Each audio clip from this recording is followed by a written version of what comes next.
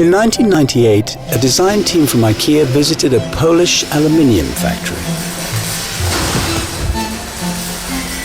On their way to the meeting room, they walked through the factory and accidentally passed by the workers' changing rooms, seeing endless rows of lockers.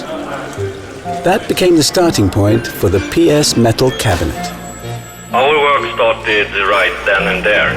It took half an hour to draw up the design, and minutes later we gave it to the supplier to make a sample. It was a creative chain reaction, actually.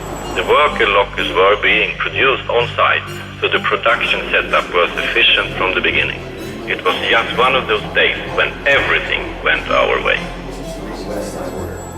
Once in the meeting room, the team started to finalize the details.